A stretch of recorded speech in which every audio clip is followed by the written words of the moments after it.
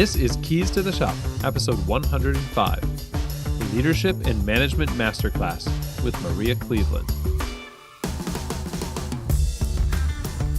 Hello, everyone, and welcome to another episode of Keys to the Shop, where we give you insights, inspiration, and the tools you need to grow as a coffee service professional.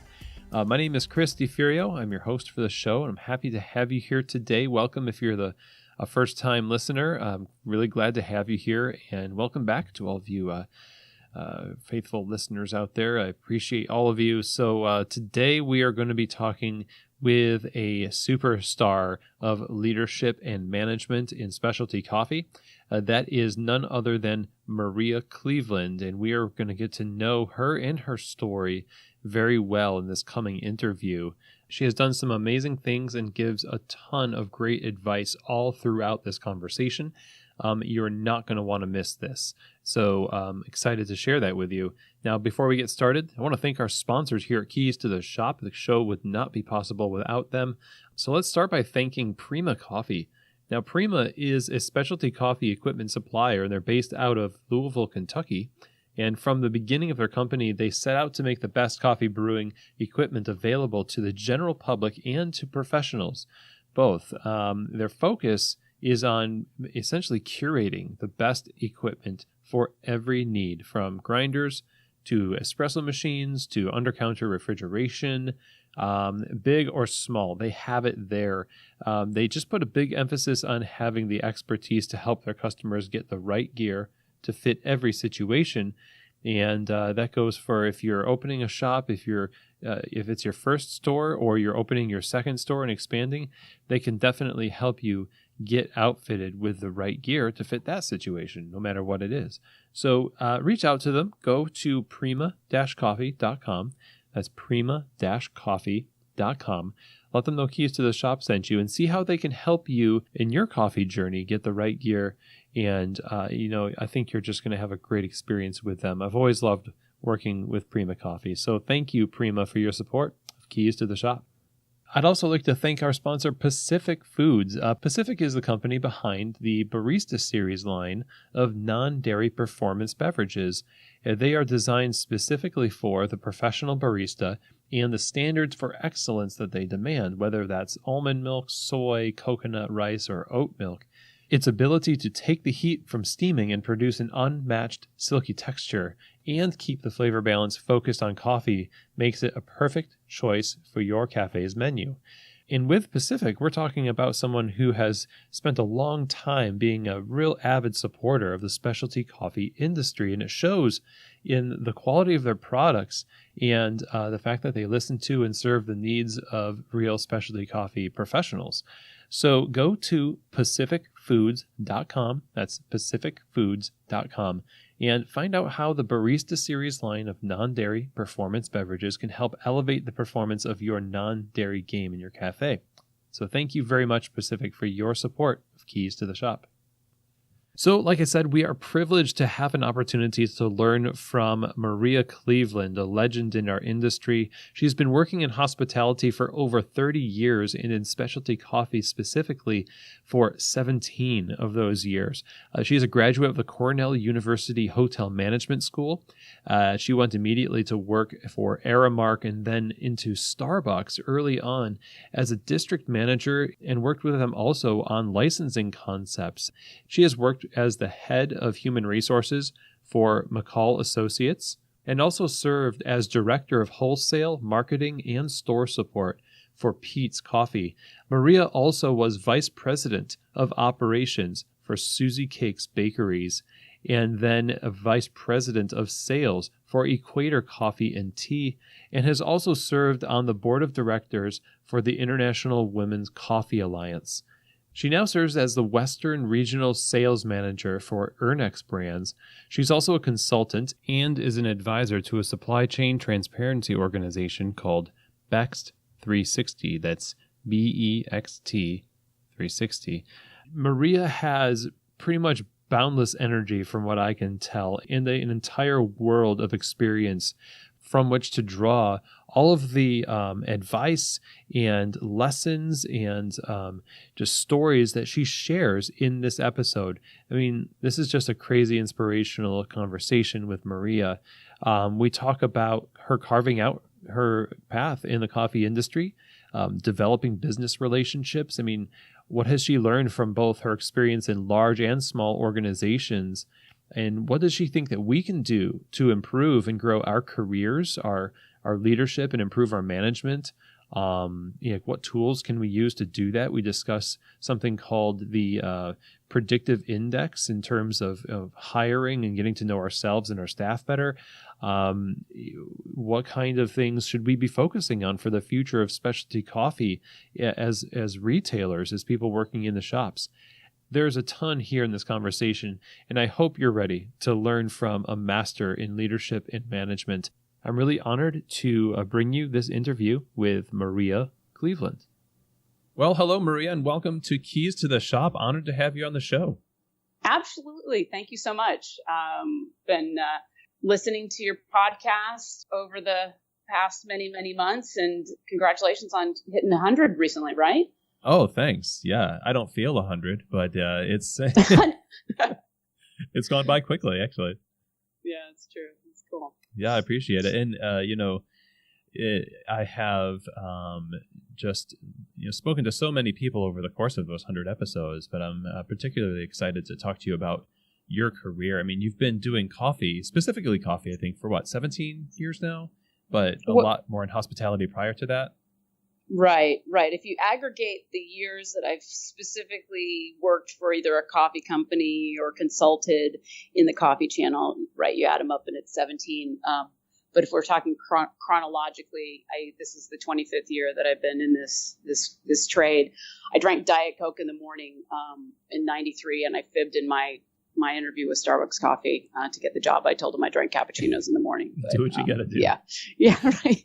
If by cappuccino you mean Diet Coke. Right. Correct. Yes. So how did that all start for you? Like choosing the hospitality industry as a course of career. I mean, can you talk to us a little bit how you got involved in that and kind of how you parlayed that into a coffee career? Sure.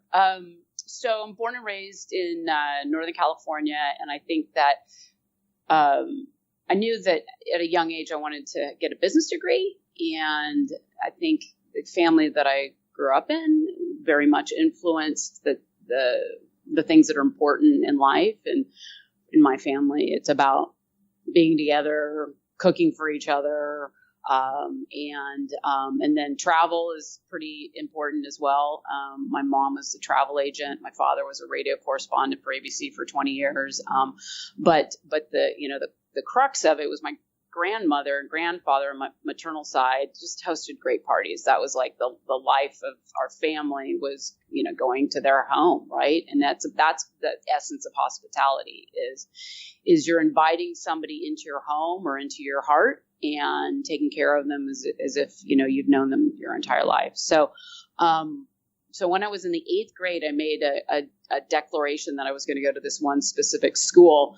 And then, when push came to shove, I didn't get into Stanford. So I, went east, and I got a hospitality degree from the Cornell Hotel School. Nice. Yeah, I'm still a Stanford fan, but anyhow, that's that. But, anyhow, so, but at the end of it, that's a business degree, right? You take accounting, you take marketing, you take, general, management, quote unquote. But then, you can do a deep dive in either real estate or facilities or what, I did a deep dive in food and beverage management, because I loved it. And I think my mom was happy. My mom and dad were happy that my brother and I would always be employable. My brother went on to study at a culinary school. So the good news is, we've got recession-proof jobs, right? We could always, have something to fall back on, quote unquote. So yeah, so that's kind of how I got there, and then graduated in a pretty down economy and worked for Aramark right out of college, which is a large food service company. And was happy to have a job, let's face it, in 91 when I graduated. And so I was a concessions manager at the Phoenix Civic Plaza, which was very exciting at the time. But to be 23 years old and managing, staff of 50, $3 million budget, and then being promoted about a year and a half later to move to Las Vegas to an even larger facility, and just kind of being really out of your depth. And every day you're like faking it till you make it. So it was a good way to get into the industry, working for a really large company. I think oftentimes we discount working for large organizations, or some folks, that's not their deal. But what I found is that the systems and processes that are in place in larger organizations are there for a reason. It's not necessarily to box individuals in, but to give structure and training. So I think that was a specific reason that I took that role, because I knew I didn't know anything, right? You just go to college for a couple of years and maybe have a supervisory position, with a summer job, but you've never lead, inspired, and motivated people to do what you tell them to. Mm-hmm. But my pivot to coffee from there was, I went to visit a friend in Chicago, and she lived in Lincoln Park, and she's like, "Oh, you got to check this thing out. There's this new coffee store." And she took me to my first Starbucks, and I'll remember it, like it was yesterday. It was probably 1992. And I walked in, and jazz music was playing.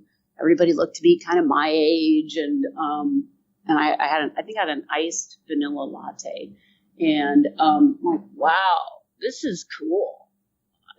This looks like a lot more fun than what I'm doing, schlepping hot dogs and switching out kegs and stuff like that. But and so I called up Starbucks to see if I could, get a franchise, but they still don't do that after all these years. And so I'm like, maybe I'm gonna have to go work for you. So fade in, fade out. The stars aligned, and I could get out of Las Vegas to move back to the Bay Area. And I started with them as a store manager in right before Christmas, 1993. I think I started like right around Labor Day, and they at the time they were opening so many stores that they throw you right in. And I had 8 whole weeks of training, and then they moved me down the road, and I through the holidays held on with my fingernails, managing a store that was probably grossing $1.2 million in sales. Wow. And completely got shellacked. It was just crazy. I mean, the gentleman who had been my certified manager trainer, thank God we were really good friends. He bailed me out. I mean, because at the time, we were packaging our own gift packet, bags of coffee, and then a mug, and then the boxes and all that stuff.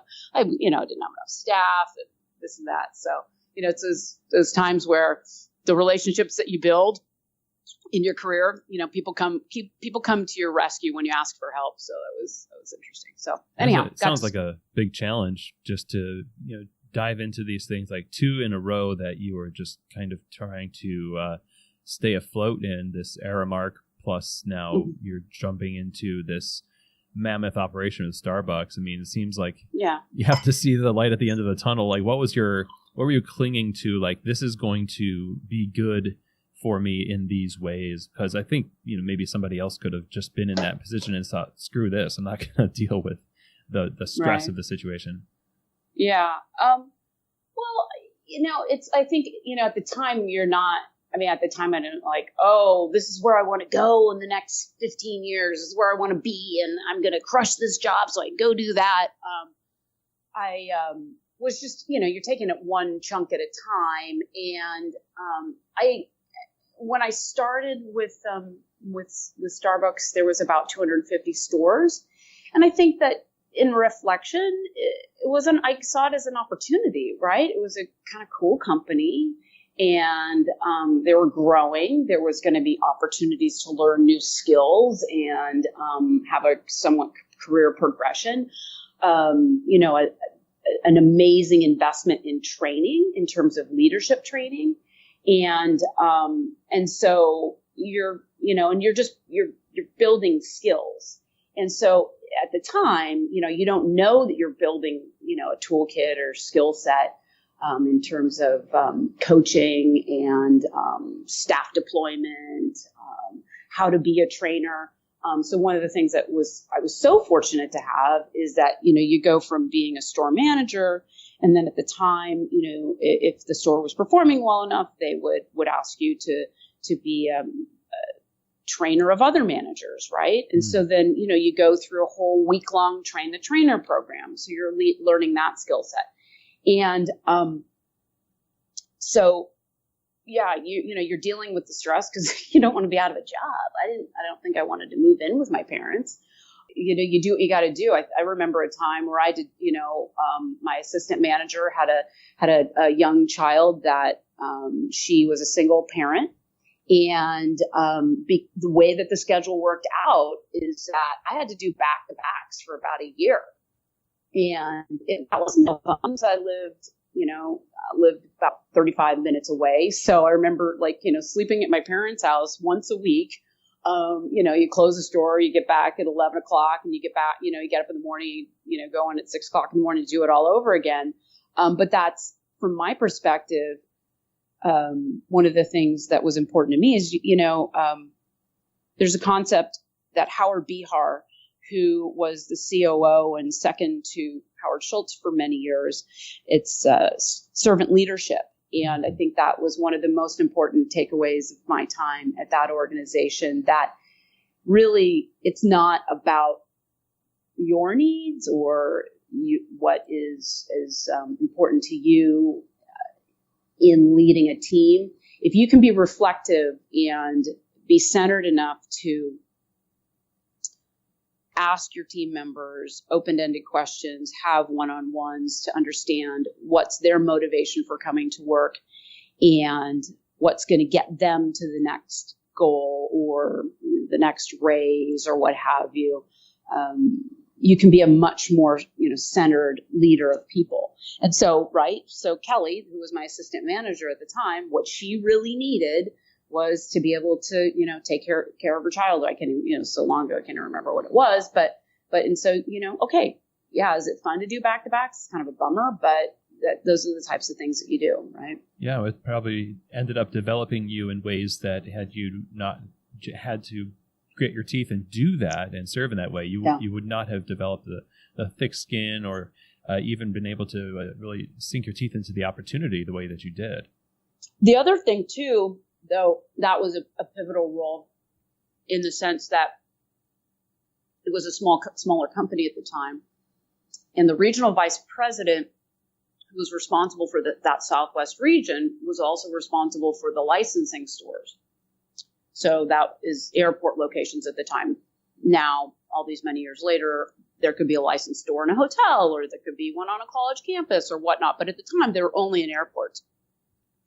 And I'll remember as if it was yesterday, there was a manager meeting, and I had 5 minutes with that regional vice president because I had learned about this division. And I had thought, interesting.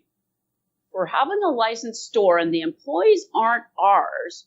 That's kind of similar to what I was doing in the convention centers, right? Because I would put in a call for union employees, right? I only had 10 people that actually worked for me at the convention center, but then I'd fax over to the quote unquote union hall a list of 400 people who had to come work a convention. And it was almost kind of lock and load, right? You just had to get things done through people that you can't hire them and fire them. You can't pick them. You have to figure out a way to get the job done through influence. And so I pitched him on the fact, wow, this whole licensing, it's kind of cool. It's like what I did back when I was working for Aramark. So I was lucky enough to get the quote unquote job interview. And the job interview was to go open a store. So, so they had me go. Yeah, so they had me go to the Reno airport, train the entire staff, train the GM on the 4 where I think at the time it was 5 different modules. There was an intro to coffee, intro to customer service, and this, that, and the other thing. So train the entire staff and then be there for their first week of operations. And the gentleman, Larry Gluth, who was leading all of licensing at the time, then, introduced me to everybody, got me going that first week. I went off and trained the classes, and then he might have flown somewhere else and done something, but then he came for to be there when I was getting the store open and being evaluated on how much how was the customer service level? How much was their behavior modeling what was happening in a store? And, if you think about it, there was no retail stores in Reno, Nevada. So the people that were in that location at the airport, I was Starbucks coffee to them. And that's kind of weird, right? So I ended up getting the job. Oh, good. So I did. Yeah. I didn't belabor this like, oh yeah, I had that job interview and then I didn't get the job. But of course we've all had failures in our careers. It was fun, right? And definitely an experience that if I hadn't cornered Bruce Craig on that boat trip in my GM's meeting and gotten my 5 minutes with that individual, my career would have been fine. I wouldn't have, it wouldn't have been horrible, but seizing the moment or that opportunity and then leaning into it.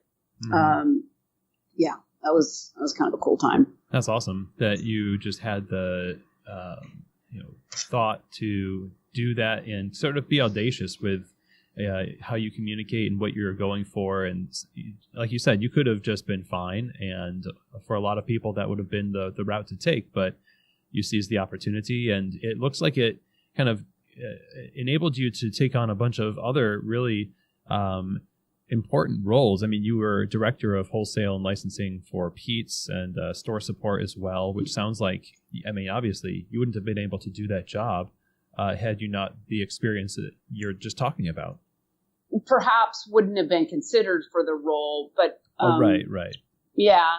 The thing though that I have found is if you want to achieve a certain role in an organization, and this was a great piece of feedback that I received from my boss when I was at Pete's. When I was reporting, I was an account executive, right? I was just hired. I didn't know how to sell coffee. I knew how to develop relationships. I knew how to take care of, I had a hospitality background, right? And you know how to develop relationships, you know how to take care of people, and you know how to brew coffee well, right? So I was, hired in to both account manage and to sell. We had a 40-unit hotel chain that came our way, and very much applied myself, was up to the task of doing whatever I needed to do to help it be successful. There were 6 of us who over a summer flew out every other week to roll out 2 to 3 hotels. Okay. And, that was a lot of work, right? You'd roll into a town and, Monday morning, you'd put your little, it was so long ago, we wore chambray shirts that said Pete's on them. It was like khaki pants and chambray shirts. It was awesome.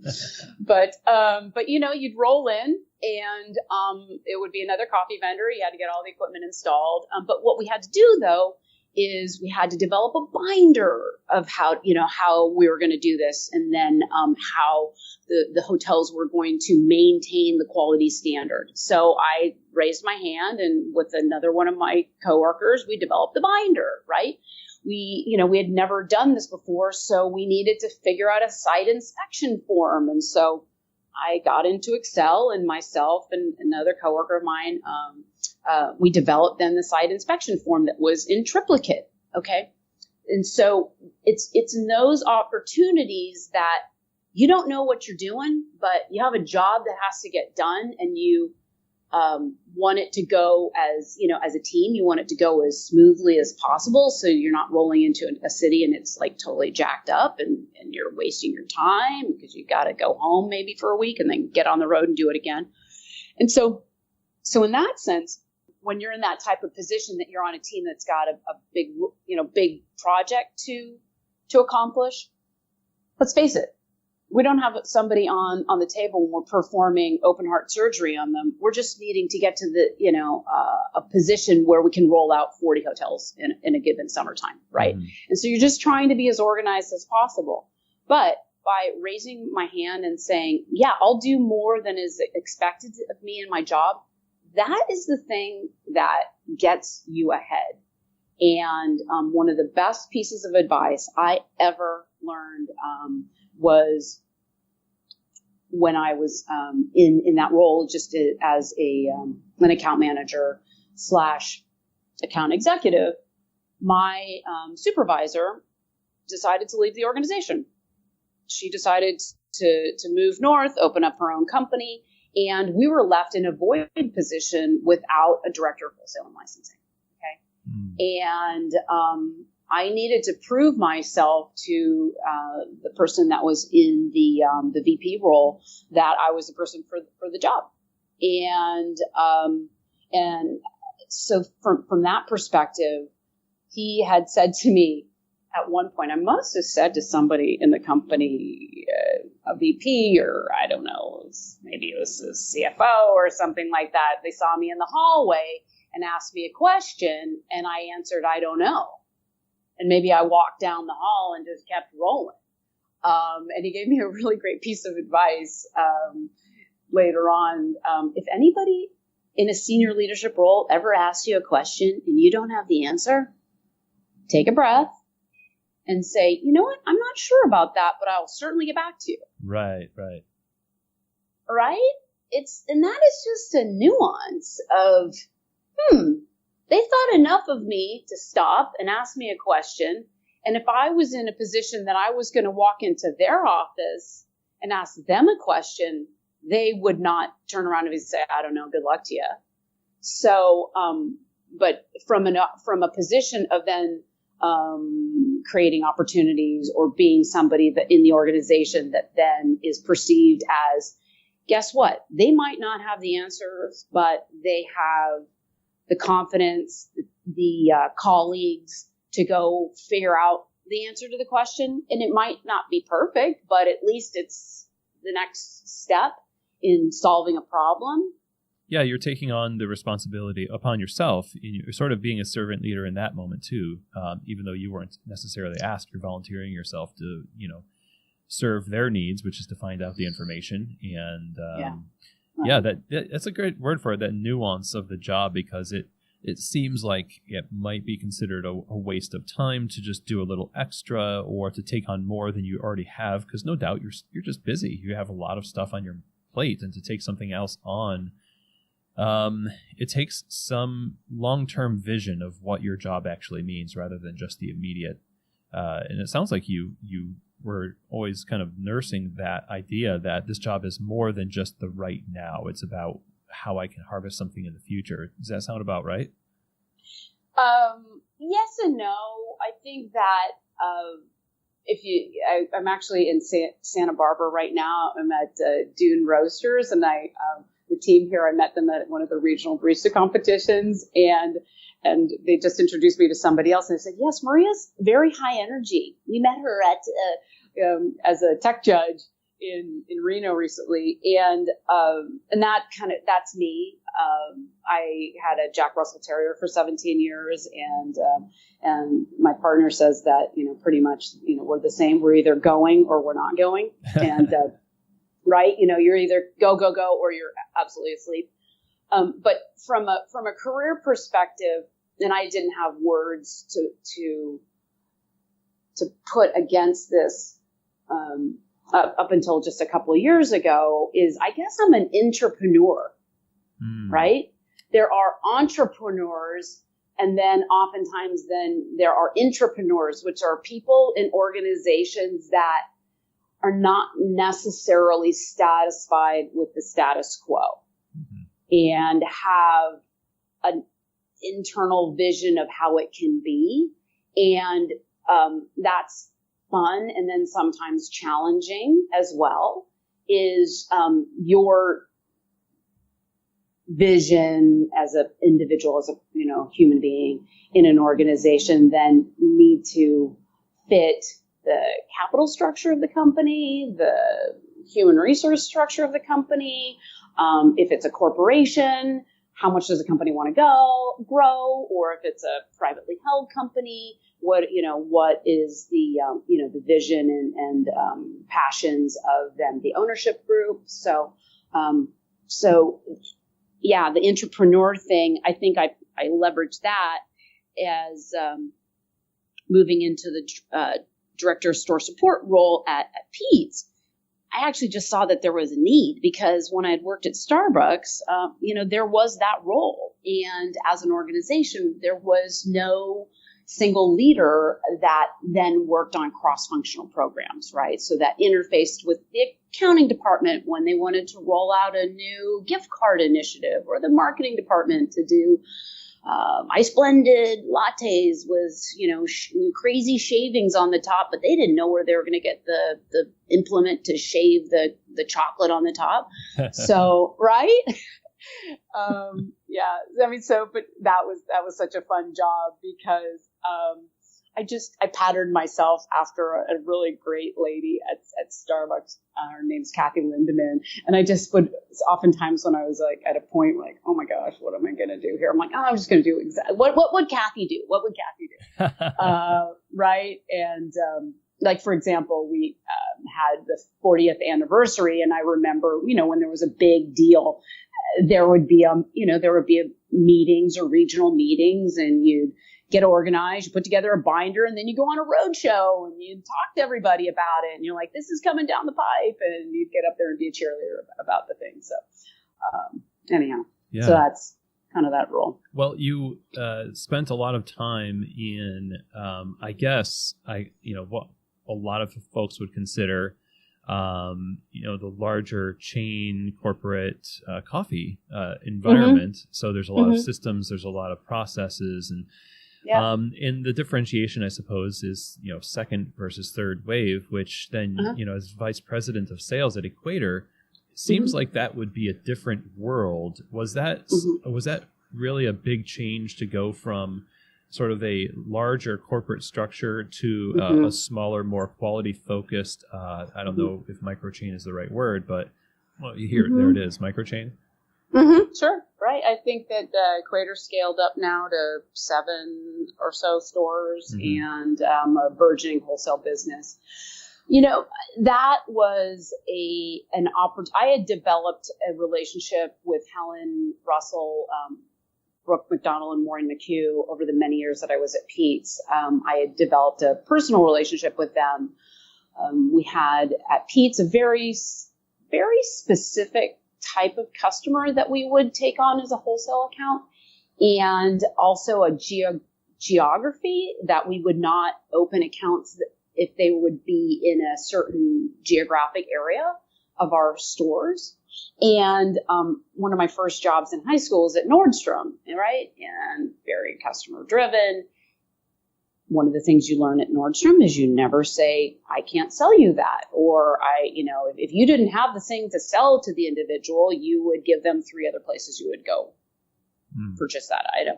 So I became friendly with them and would refer customers to Equator before I even got there. So I always like to say to Helen, I started selling for Equator before I even worked for Equator. But anyhow, but what I had an opportunity there, which was amazing in the sense of amazing product, very organized and intentional leadership. And Helen had brought, and Carlos had brought on every account prior to me coming on board. But you're absolutely right. That was an adjustment going to an organization that the buck stops with you. If you're going to make a commitment to a customer that you're going to do something, you can't think that somebody else is going to do it for you, right? You needed to think through all of the steps yourself.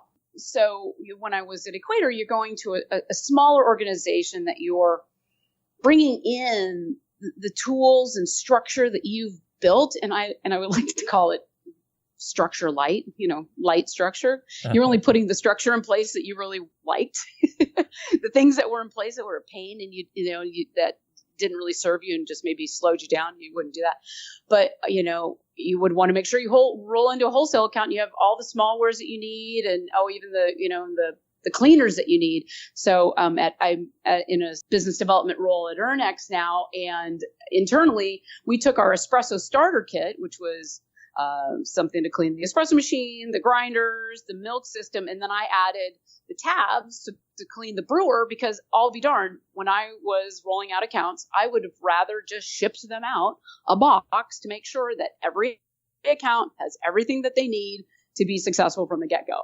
But it also, you're absolutely right. It took I was there for about 6 years, and it took about a year for me to really take a breath, slow down, and look around and realize, wow, I can help scale this wholesale program, and need to figure out who are the team members that I can see if they want to grow in their role and see if there's ways that they can help me. Because if you're one individual who's at the tip of the spear, selling an account, rolling them out, doing ongoing account management. I had my colleague, Carlos Alfaro, was amazing, right? Because he's bilingual. He's not only can, train anybody to be a barista, but he can also install the espresso machine and speaks a heck of a lot better Spanish than I do.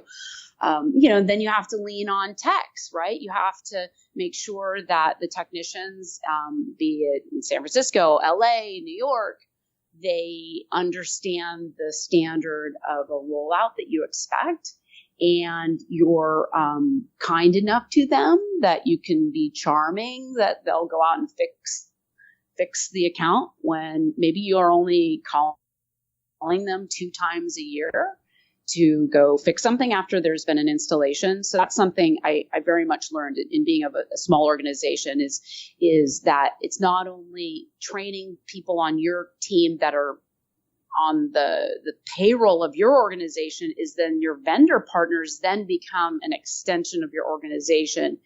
And there are nuanced ways to make them kind of an extension of your human capital. Mm-hmm. Yeah, kind of like you were Starbucks to the folks in Reno, and they have to be the representatives of your brand where they are, their outposts. Right. Exactly.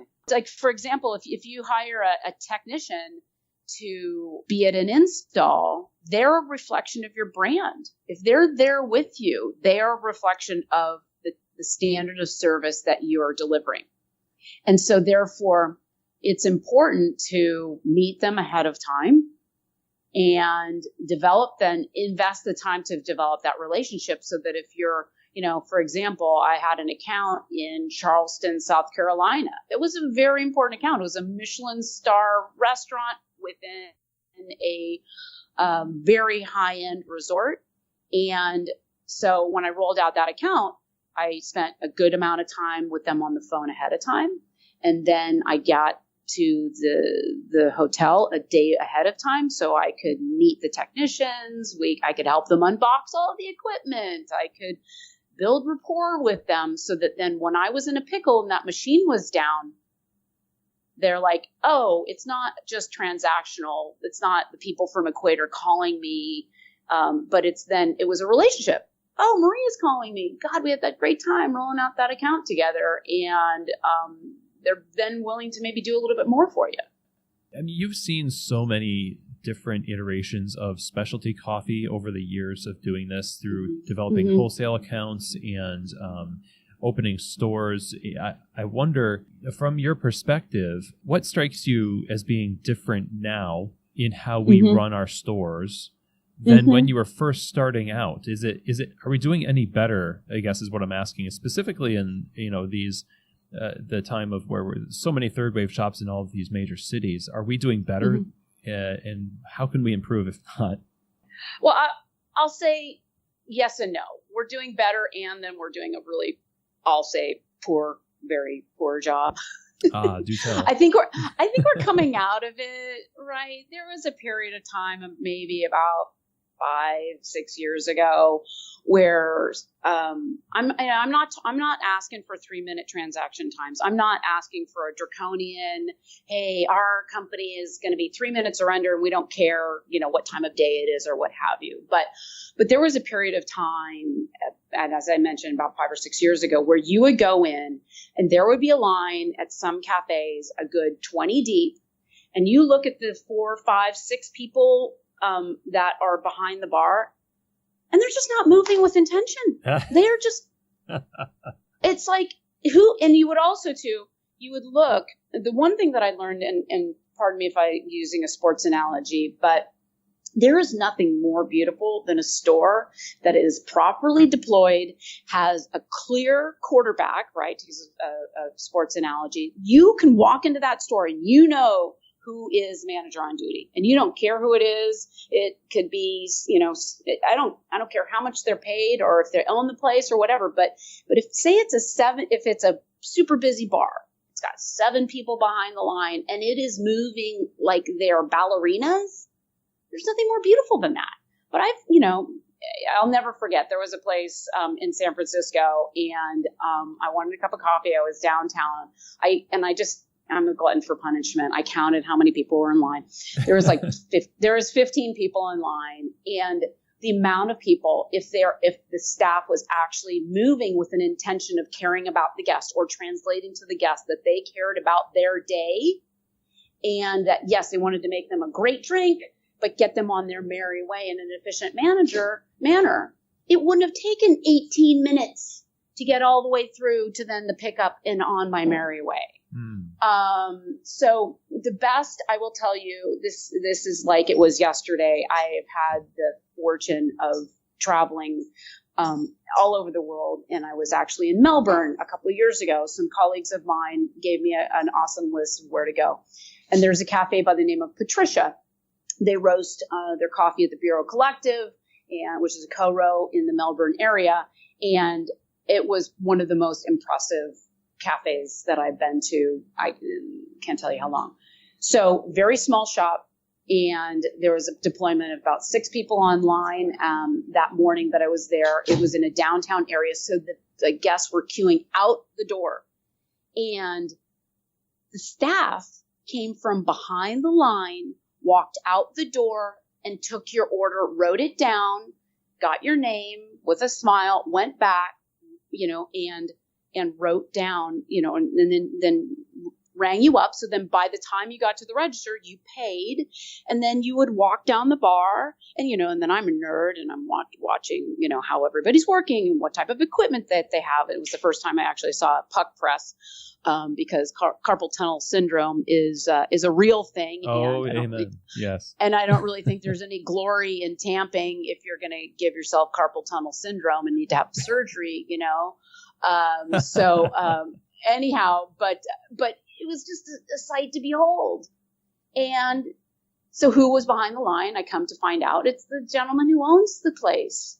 And so that was important to him, to make sure that it's open Monday through Friday. And so if he wasn't there, his co-founder would be at the cafe. So it was great. What's behind that? What's behind the bad experience that you had where you saw people just not moving the way that you would expect them to move if there was a line out the door? Why do you think that the staff were behaving in that manner? Is it training? Is it sheer survival? Like, I'm not going to move fast because if I do, I'm going to freak out. Like, I have a feeling that with that cafe, it's a reflection of the owner. It's a reflection of the owner, and the owner is an artist, and the coffee is this individual's art, and that's how they move.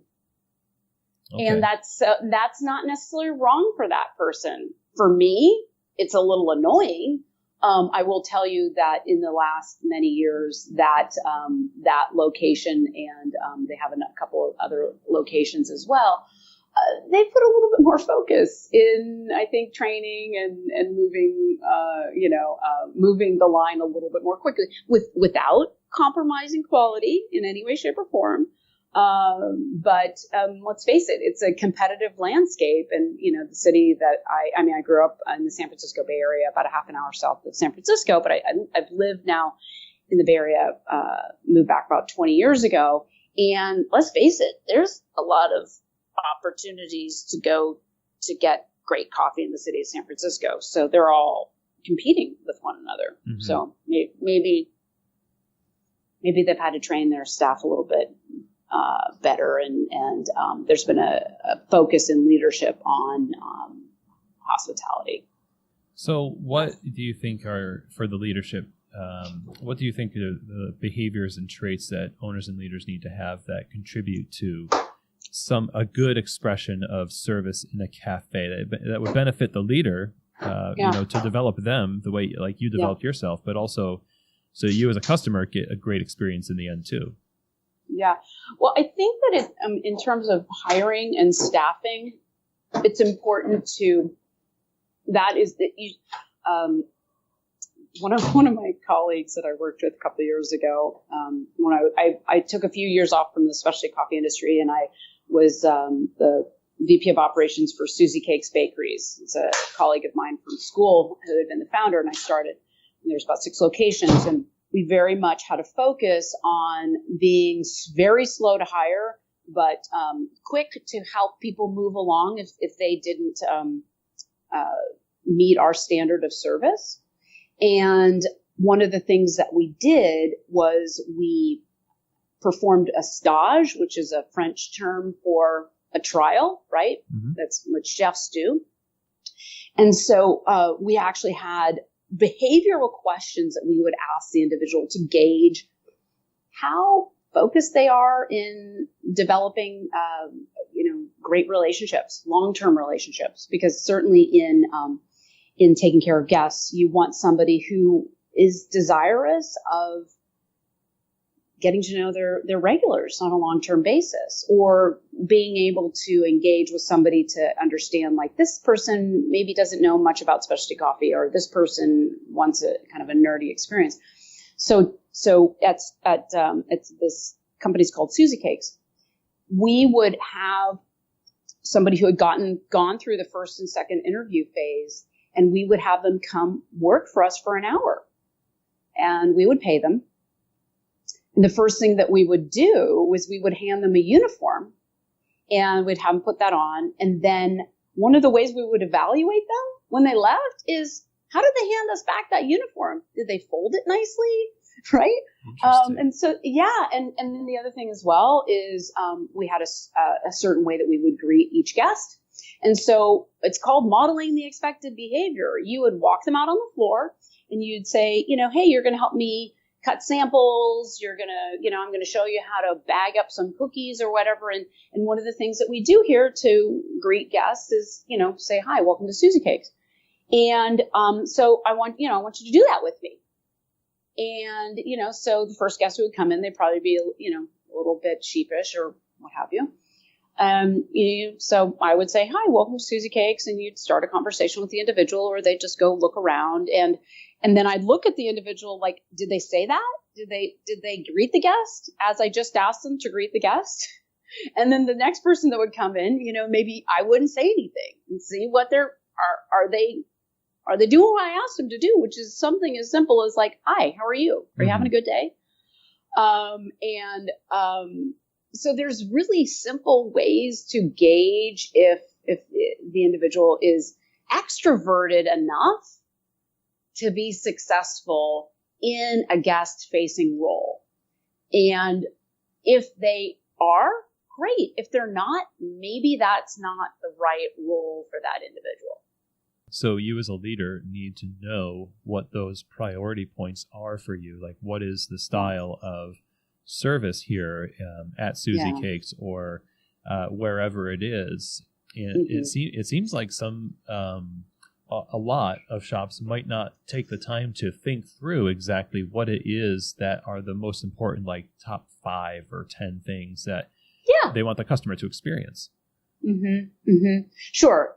What are the non-negotiables? Like, so you say top 5. I think that it's hard to remember more than 3 things. I mean, sometimes I can't, remember 2, but sure. Yeah. Somebody's coming in. What do we want to be remembered for in this experience? Right. One of the things that we use as an organization, in evaluating not only our guest service team, but our baking team, and then the leaders in the organization, was a personality evaluation. We won't call it a personality test, but it's a personality evaluation called the predictive index. The inventor of this predictive index had been in World War II, and I think he was a pilot of some sort. I can't remember if he was a fighter pilot or a bomber. But in terms of when he was in World War II, he was an observer of human behavior and recognized that the things that are important to be successful as a fighter pilot, you're going in, you got a mission, you got to go in, you got to get out, you have to have quick reflex skills, are completely different than being a bomber, right? You're in the huge plane, you're going really, really slow, it's very boring, and then all of a sudden it gets exciting and you have to be focused to drop the bomb in that one spot. He then came back and went to Harvard, studied psychology, and developed then this predictive index that after all these years, it's a list of 64 words that you evaluate. Is this a way that I believe that I need to act? And then you evaluate those same 64 words in how people perceive you. So the PI, or predictive index, it looks at, after you're circling all these words, it looks at you on 4 different measures. The first is the dominance, the need to dominate a situation, or your desire to not dominate the situation. The second would be the level of introversion versus extroversion. Are you an introvert? Do you prefer to work in a solitary manner, or do you gain energy from being alone and doing things by yourself, or do you gain energy by being with people and being out and about? Okay. The third is level. I giggle because I'm not the most patient human being. Is how patient are you? And what we would say at Susie Cakes is a GM, a really successful GM, needs to be a multitasker, right? So it's not necessarily like patience or impatience, but how quickly can you switch gears, right? Can you multitask? Can you have 5 things going on at once, and can you be happy with that? Are you a single tasker? Would you prefer to have your day be structured that you're doing one thing now, and then you're doing the next thing and the next thing? And then the final thing that you're looking at is the individual's desire for formality, right? Are they a casual individual, or are they more formal? Do they, and that is a spectrum of, do they need to have things written down? Do they need to have a certain processy and procedure for every situation, or can they wing it? Do they desire to wing it? And so there's these 4 different paradigms that you're looking at, and it's a fluidity between all 4 of them. And you can map out if in any role in an organization, if that individual will be, from a personality perspective, successful.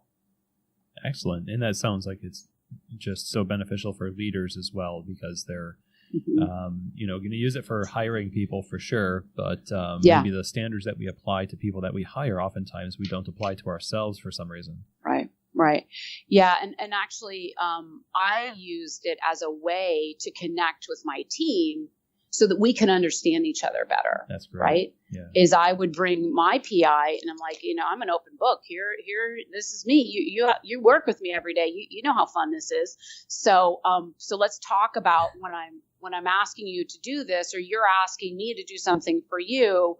This is kind of my personality. That's hard to change. I mean, I'll be 49 in November. I'm kind of hardwired.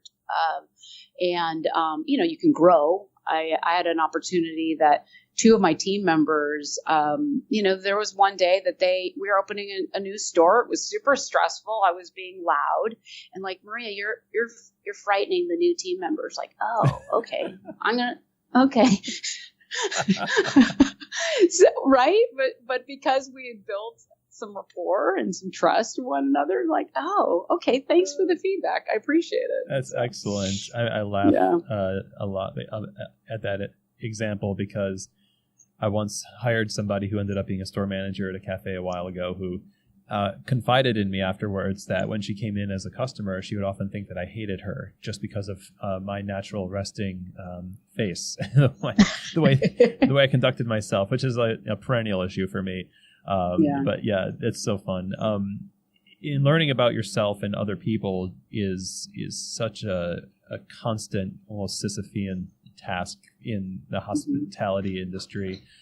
Your customers, your staff, yourself, and all the things that you learn as a barista. There are things that you learn serving people that you apply to, even if you don't stay in the coffee industry, you apply them to the job that you do get after the coffee industry. And for you, I mean, it's more than just shops. Like, what you've learned about yourself over the years seems like it's translated over to other endeavors outside of the retail space. Like, I know you've served on the board of directors for the International Women's Coffee Alliance, and there are people who are in the cafe right now who want to serve outside of retail too, to make a difference in the industry with what they're learning. Can you talk to us a little bit about the importance of that work to you and how those roles that you've had, that we've been discussing, have kind of allowed you to serve well in that capacity?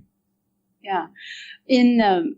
So I had been attending the breakfast at the Specialty Coffee Expo for many years. Maureen McHugh is my colleague at Equator, had been on the board for many years. And so she had volunteered on the events committee there's a fundraising breakfast every year, which is actually their largest fundraiser of the year. And for a lot of people, it's like, that's okay. All they know of the organization is this breakfast, right? And it's a great networking opportunity and what have you, but also, learn about, what it's like to be a farmer in Kenya or Rwanda or Indonesia, right? And so in that sense, I when I reapproached the coffee industry after leaving Susie Cakes, because I missed all my coffee friends, I knew that I wanted to come back because it gives meaning to my life. I'm a business person first and foremost, and a coffee person secondarily. That it's, and I've had plenty of therapy. I think that's probably one of the things that's helped me be a better leader of people is if you're working on yourself and you're willing to look at, your flat sides and try and round them out, then you're probably going to be better off at being a leader of others. But back to the International Women's Coffee Alliance, I had volunteered at a breakfast, before coming on the board. And there was an opportunity to serve in the marketing communications capacity on the global board.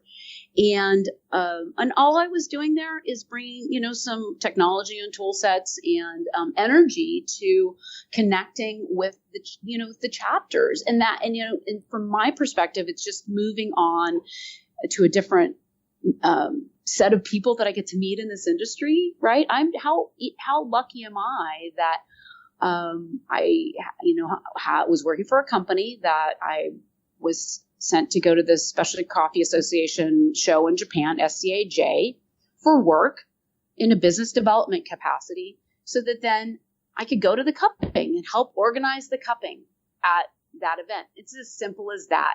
And so in that sense, you have an opportunity to meet other people and in this business. And the coffee, situation in one country versus another is probably different because of political unrest or an economic situation. But at the end of the day, we're all coffee pros that just want to be doing, better and better work. And so that definitely gives a great deal of meaning and gets me out of bed every day, in the sense that I've got it pretty easy. I'm here training folks to make sure that they're brewing coffee fresh in a clean manner and training baristas to be the best that they can be, encouraging them to push themselves, to always be learning something new. And also too, domestically, I've had an opportunity to meet really amazing emerging leaders. So I've definitely gotten more back than I've given, for sure. And all that you've taken on in your previous roles allowed you to make the contribution that you did make to being on the board at that organization. Surely your networking and your servant leadership and organizational skills. Yeah. So let me tell you one funny story from Expo this year, and it actually goes back to I have some friends that say, "Man, you're in sales." I'm like, I guess I consider myself an operator who just is not afraid to ask questions. So my friend Jackie Turner, who I met in Japan in 2015, she was hosted at SCAJ by the International ITC, International Trade Council. They hosted, I guess, a group of a dozen producers from both Kenya and Rwanda to introduce them to the Japanese market, to help them understand that marketplace and how to market their coffees in that country. So Jackie had brought to market her first coffees from the 600 farmers in Rwanda. And she had never sold coffee in her life. She was a therapist before she got into the coffee industry. And she was there. They had done the cupping, and nobody was necessarily coming to the booth to then say, "Oh, I cupped your coffee. Let me come buy your coffee." And so she recognized that she had an opportunity to be meeting people. And I was, walking the floor doing biz dev, and I said, "Well, come with me. Let's go talk to some people." And, you've been in an industry for a certain number of years, it all starts with a conversation. You're not walking into an account and say, "Hi, do you want to buy my coffee?" You're walking in, first you're developing rapport. Okay. So long story short, whatever, it's 2015. We developed a relationship. I introduced her to some friends at that show. So I ran into her, not knowing that she was going to come to Seattle this past year. Ran into her, and she says, "You're my good luck charm. I sold coffee, in Japan because I was hanging out with you. Let's go do this again." So seriously, I had 20 minutes to walk on the show floor with her at Expo this year. And I run into Jen Hurd, who's with the Genuine Origin Project, and I introduced the two of them. And then I needed to go on and do other things, right? So fade in, fade out. That was in April. I just spoke to Jackie, I don't know, about a month ago. She sold a container of coffee through a relationship. Yeah. Jen introduced her to the person who's in the purchase decision. And, up until recently, I didn't really, a container of coffee is somewhere around, 42,000 pounds of coffee. That's a lot of coffee. That's hard to sell. That's a lot. So, it's a small business that's about relationships, and it's fun, right? How much fun is it now that Jackie knows Jen, and then, maybe when we're together in Boston next year, we can go out for lunch. How cool is that? Awesome. That's beautiful. So I want to know your advice to budding leaders out there who want to put themselves out on the limb, and take advantage of opportunities that they have in front of them and just within arm's reach. Like how do they take advantage of those opportunities in their career? What advice do you have for them? Sure. If you're not doing something that's scaring you and you don't know anything about, and you're not leveraging your friends, then maybe you're not in a position that you're really at that point in time want to be growing, which is okay. And there's times that I've said to myself, I'm going to shift it into third gear, in a four-speed car. I'm just going to not be in fourth or fifth gear. I'm just going to shift it into third gear because right now I've got other priorities in my life in terms of, helping my, family members through a tough period or what have you.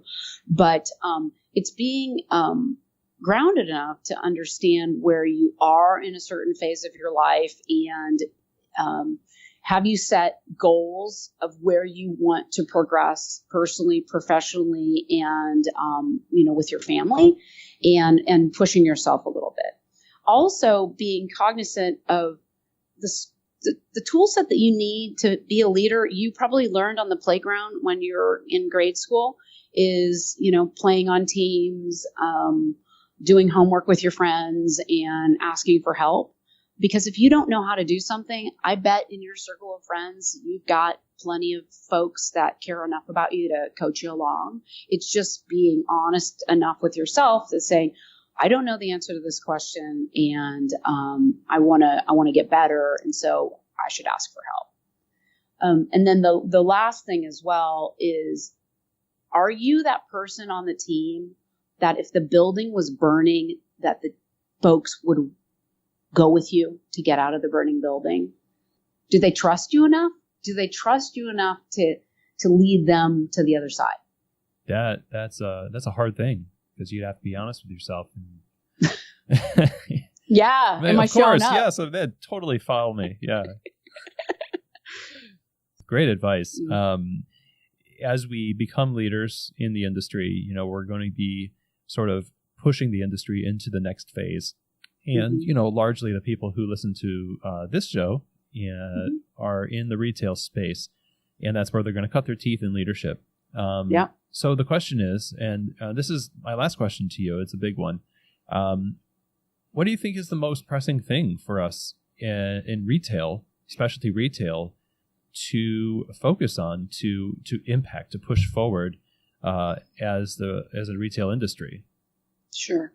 I think it's education. It's educating the consumers here, particularly in the United States, that we've got the easy job. We've got the easiest role is roasting, processing, serving coffee in beautiful air-conditioned cafes, right? We're not in a country that is undergoing political strife, and there are, there's armed conflict happening. Right. And like from Nicaragua my perspective, absolutely. I was in Nicaragua with my friends from Rama Cafe, Gabby and Henry, who I've known for over 10 years now. I was there a month before the fighting broke out. Oh, man. And yes, so from my perspective, we need to be pushing to educate the consumer. They're not paying enough for the coffee. They're more than happy to pay $20 for a bottle of wine. What is the issue with paying $20, $25 for a pound of coffee?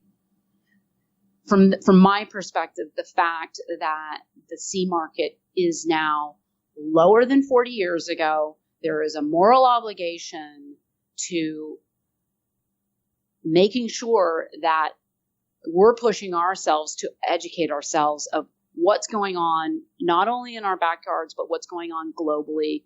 And, taking it upon ourselves to having those small conversations with guests. You got to meet them where they are. You don't want to overload them with information, but, I'm very convicted that as a moral, there's a moral obligation to be doing more, to be paying $4 or $5 a pound. I'd love to, be paying $6 a pound.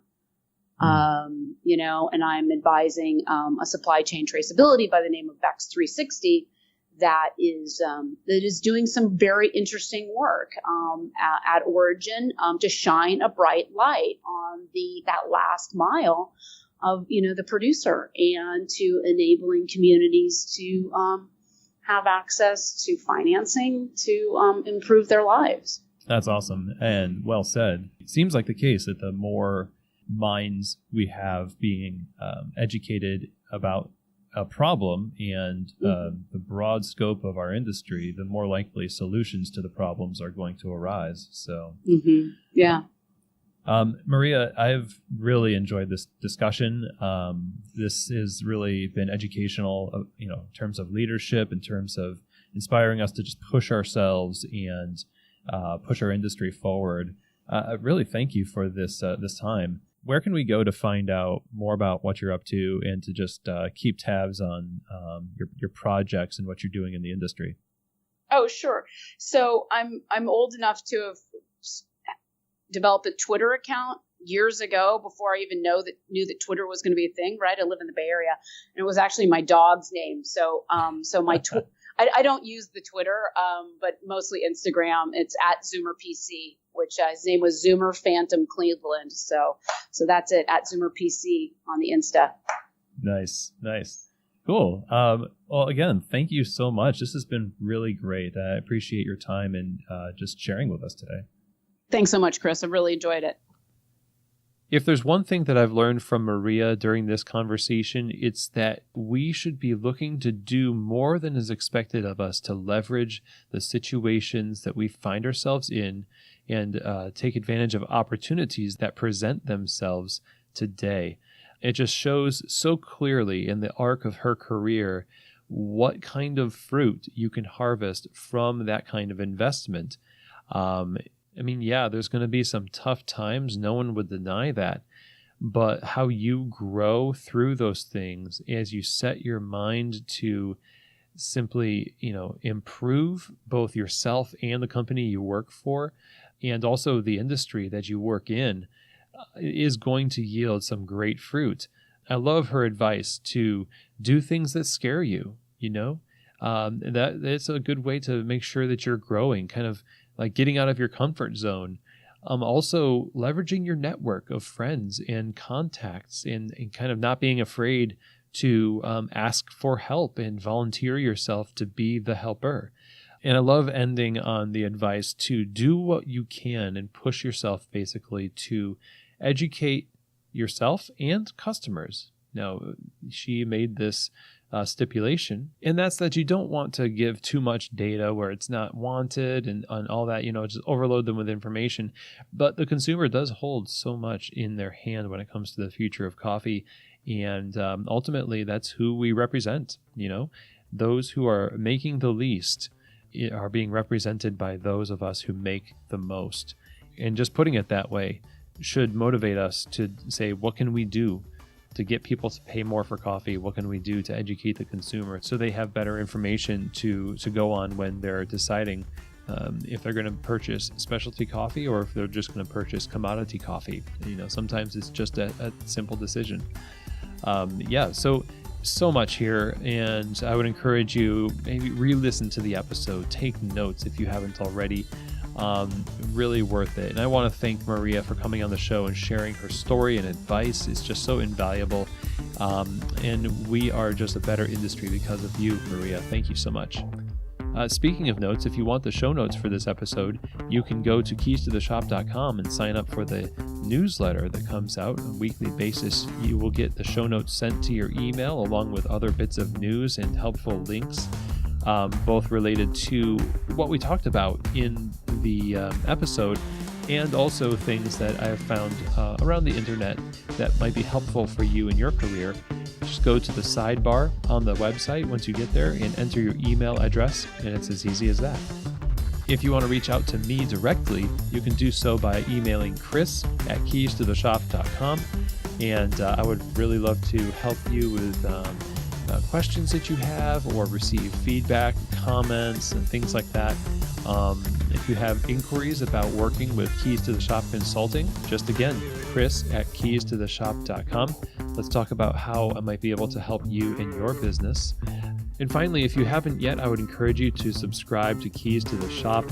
Also, if you think of it, share this episode or any episode really that has impacted you. Share it with a friend who you think would benefit from it. The more these ideas get out there, the better we are as an industry. And I really appreciate it. So I hope you have an amazing week. And this episode was really just extra oomph and momentum for you in your career. I appreciate every one of you. And as always, I hope that this episode has given you keys to the shop.